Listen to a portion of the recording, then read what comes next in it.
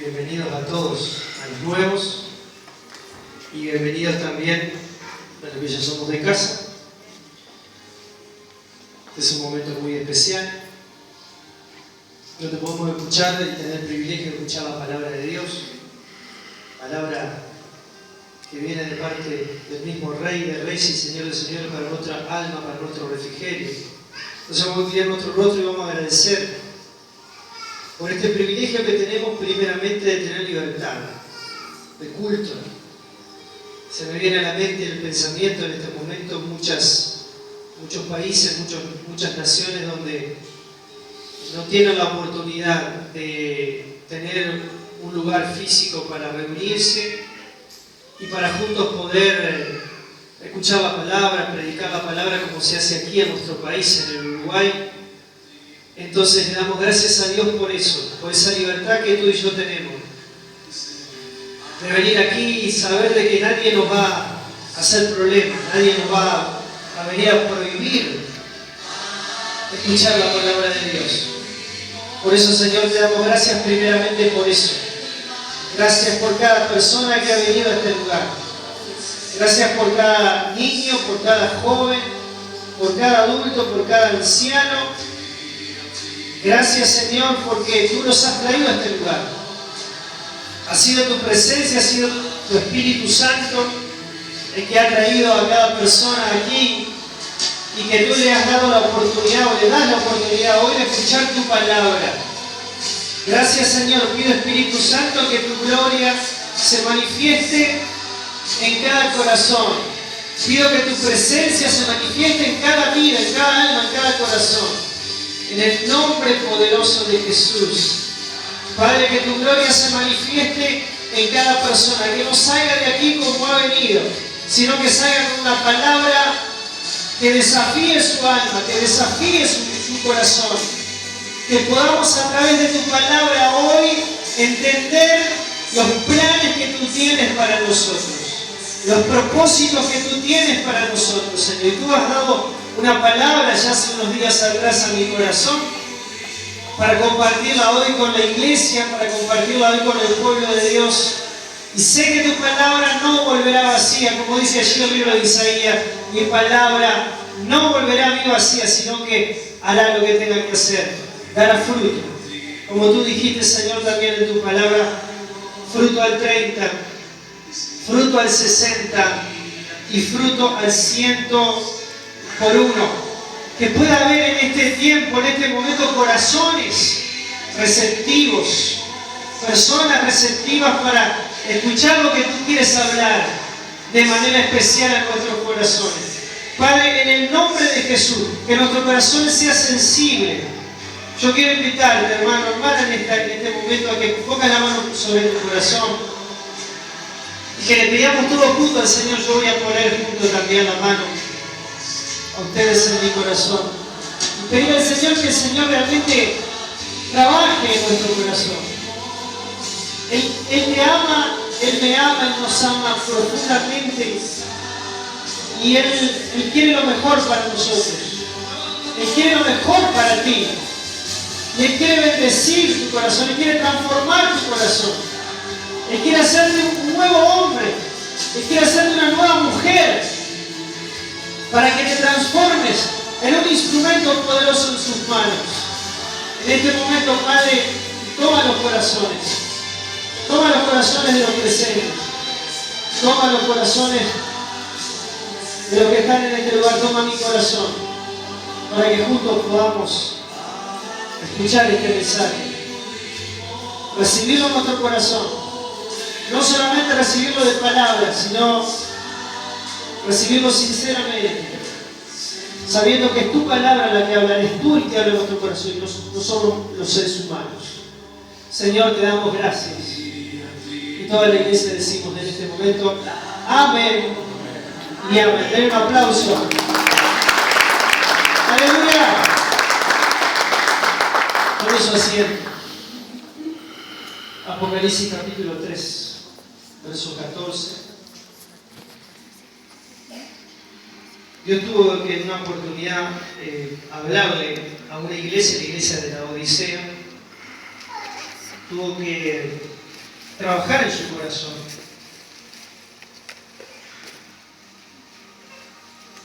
Así como Dios trabaja en tu corazón y en el mío. Apocalipsis capítulo 3, verso 14. Esta iglesia, que era la iglesia de Laodicea, la ciudad de Laodicea era una ciudad muy próspera. Quiero que preste atención a esto primero que le quiero compartir. Era una ciudad muy próspera económicamente. Si la comparamos en la actualidad, podríamos hablar de Punta del Este, algo así, para que le quede la referencia. Entonces, Laodicea era una ciudad muy próspera en cuanto a lo material, lo económico.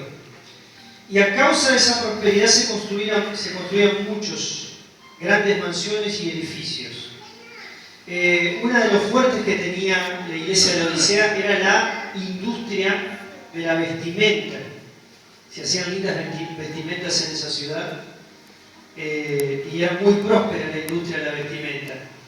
Y también en la parte médica, los mejores médicos se encontraban en la ciudad de Laodicea de la época, ¿verdad?, del tiempo de nuestro Señor Jesucristo. En esa ciudad tan rica, bueno, se había establecido una iglesia, que justamente se llama así, la iglesia de Laodicea.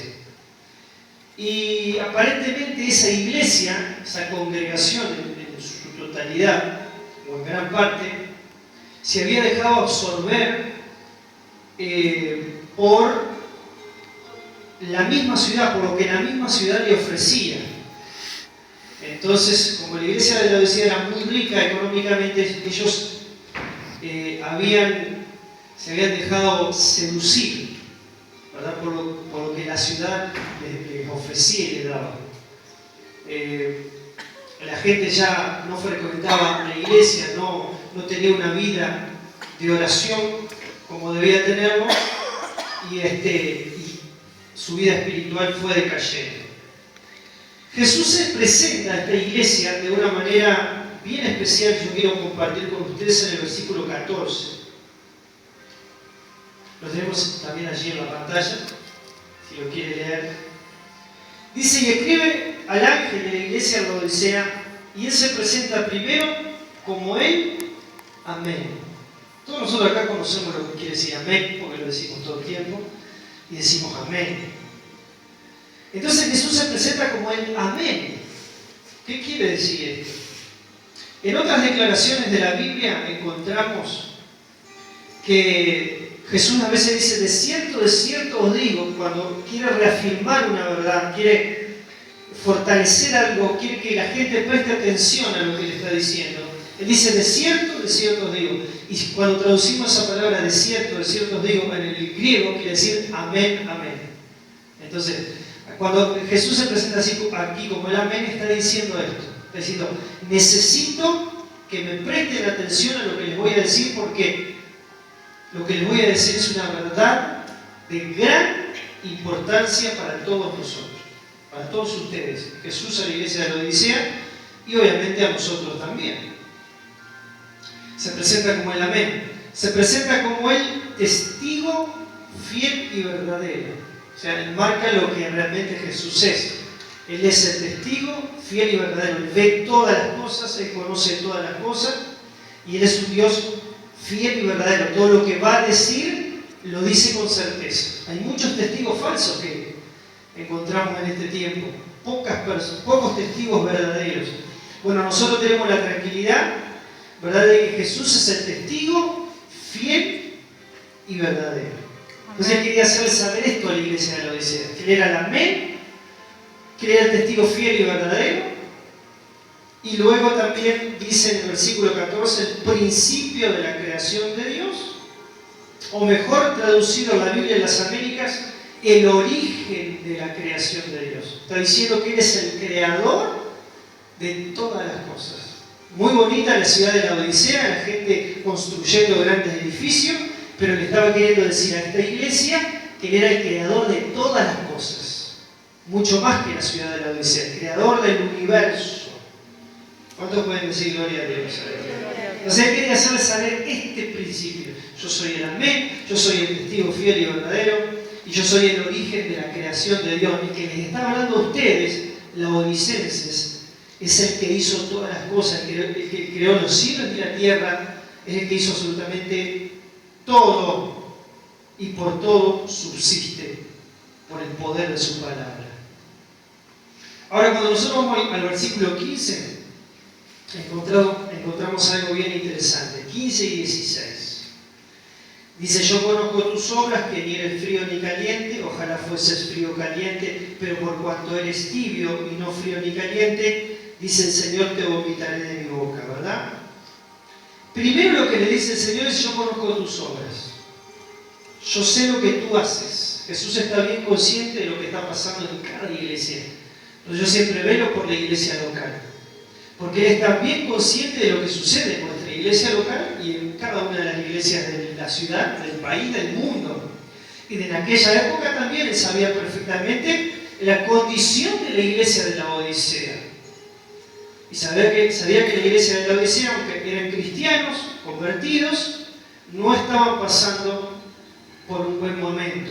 Entonces, hermano, es importante que tú y yo entendamos este principio, que el Señor conoce todo lo que tú haces. Dígale a su hermano que está a su lado: el Señor conoce todo. Aún conoce tus pensamientos. Mire, no solamente lo que tú haces, sino lo que tú piensas. Entonces, ya que Dios sabe todas las cosas, bueno, aprovechemos la oportunidad y digámosle al Señor cuáles son nuestras inquietudes, cuáles son nuestros problemas, cuáles son aquellas cosas que necesitamos. Total, Él ya la sabe. Vamos a aprovechar para decírsela, ¿verdad? Algunas cosas a nuestras personas allegadas no les contamos, porque son muy ocultas, porque dan mucha vergüenza, y no se la contamos a nadie. Pero a nuestros papás se la podemos contar. ¿Cuántos dicen gloria a Dios? Porque Él sabe, ella sabe tu intimidad, conoce tus secretos, conoce cada detalle de tu vida. ¿Cuántos pueden decir gloria a Dios? Gloria a Dios. Entonces, hermano, Él conoce nuestras obras, y aquí vemos una exhortación fuerte, ¿verdad?, que le hace Jesús a la iglesia de la Odisea, y es esto, ¿verdad? Que ni eres frío ni caliente, ojalá fuese frío o caliente, bueno, por cuanto eres tibio y no frío ni caliente, dice: te vomitaré de mi boca. Aquí está dando una advertencia para todos nosotros. Importante, las advertencias de Dios, ¿sí? Las advertencias de Dios son muy importantes para que nosotros no lleguemos a ese nivel de vida espiritual. Dios no quiere que los cristianos lleguemos a ese nivel de vida espiritual, de vivir una vida cristiana tibia. Es interesante esto de lo que dijo Jesús del tibio y caliente o frío, porque en la Odisea había un acueducto que era como aguas termales que fluían por la ciudad, y el agua que llegaba a las familias, a las personas, o sea, a las personas que tenían acceso al agua en la Odisea, era agua tibia justamente. Eran aguas termales, agua tibia. Nosotros abrimos hoy la canilla y tenemos la bendición de tener agua fría, ¿verdad? O si no, sencillamente la ponemos en la heladera y la enfriamos y no tenemos problema. Cuando hace calor, nosotros tomamos agua fresquita. Pero no debe haber cosa que más le haga mal a uno que tomar agua tibia, ¿verdad? Bueno, fíjense que la gente de la Odisea ya conocía perfectamente esta situación de lo que Jesús les estaba diciendo, porque ellos estaban experimentando todos los días de su vida el tomar agua tibia, y a muchas personas les producía vómitos, dolor de estómago, vómitos, y a otras personas les producía náusea. Entonces, cuando Jesús le dice esto, no eres frío ni caliente, sino tibio, ellos estaban entendiendo perfectamente lo que Jesús les estaba queriendo decir. Entonces, hermano, creo que nosotros en esto también tenemos que reflexionar. Ninguno de los que estamos acá dudamos de que Dios nos ama. Dios nos ama profundamente. Dios ama a todo ser humano. Y mucho más tiene predilección por sus hijos. Por nosotros que somos hijos de Dios, Él tiene predilección por sus hijos.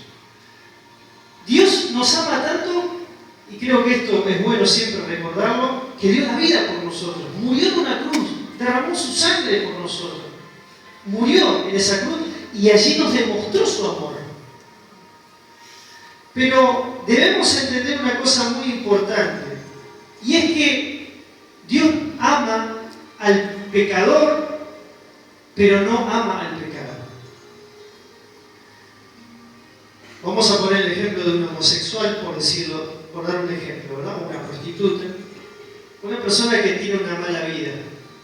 Dios ama a esa persona, Dios ama al homosexual, pero no ama la homosexualidad, no ama la práctica, ¿verdad? Dios ama a la prostituta, a la persona la ama, pero no ama la práctica. Entonces cuando el Señor habla aquí a los laodicenses, Él los amaba profundamente, los ama profundamente, y Él nos ama profundamente a nosotros. Pero, hermano, no podemos pedirle a Dios de que Dios esté de acuerdo con la tibieza espiritual del cristiano, porque la tibieza espiritual no es aprobada por Dios. Porque Dios sabe que una persona tibia no va a tener una vida victoriosa. Él sabe que una persona caliente espiritualmente es una persona que va a tener éxito en su vida cristiana. Es una vida que va a tener victoria en su vida cristiana. Es una persona que Dios sabe que una persona que está llena y caliente espiritualmente va a lograr todas aquellas cosas que Dios pone en su corazón.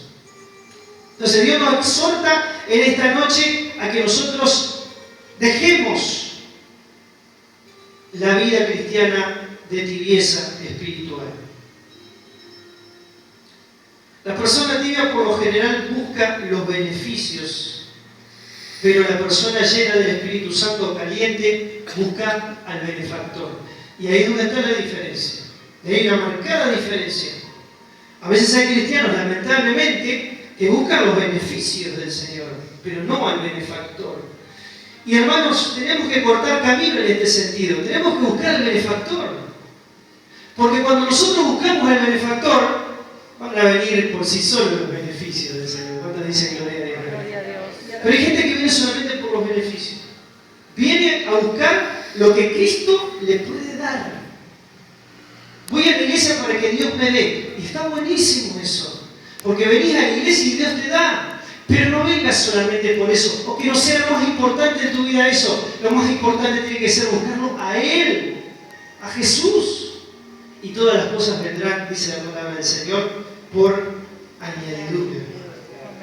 Y uno de los problemas que tenía la iglesia de Laodicea era su falta de compromiso al Señor y a su obra. ¿Por qué? Porque ellos estaban tan metidos a la prosperidad de la ciudad, en su prosperidad personal, que se estaban olvidando lo más importante. Entonces Dios la veía a esa iglesia de Laodicea. Dice, upa, ¿qué está pasando acá? Ellos estaban mareando tanto con la prosperidad económica. Hermano, la prosperidad económica es buena. Escúchame bien, la prosperidad económica es buena siempre y cuando no nos desvíe del propósito que Dios tiene para nosotros.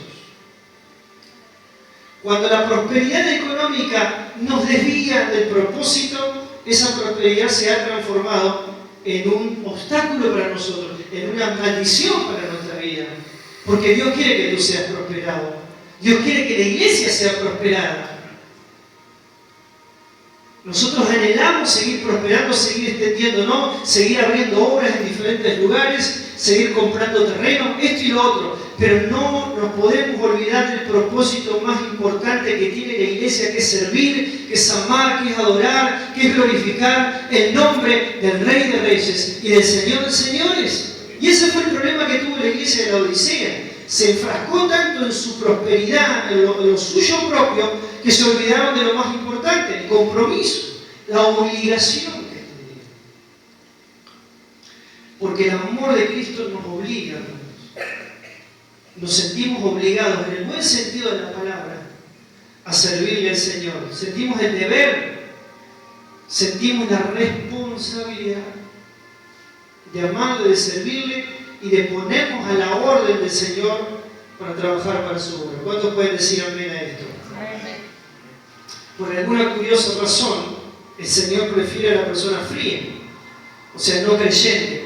Cuando habla de frío, caliente, tibio, está hablando del frío, la persona no cristiana, o sea, la persona que no se convirtió. Prefiere a la persona fría, como dice aquí el pasaje, a la persona tibia, o sea, el cristiano que no se compromete. ¿Por qué? porque pienso que el no cristiano ya tiene definida, ¿verdad?, su situación. Pero la persona que es tibia no se define y ello puede llegar a confundir a otras personas. Vamos a leer el versículo 17. Que el Señor nos libre de esto, porque Dios no hace advertencias. Cuando el Señor nos habla para advertirnos algo. No precisamente siempre lo estamos haciendo o estamos cayendo en ese error. A veces nos advierte.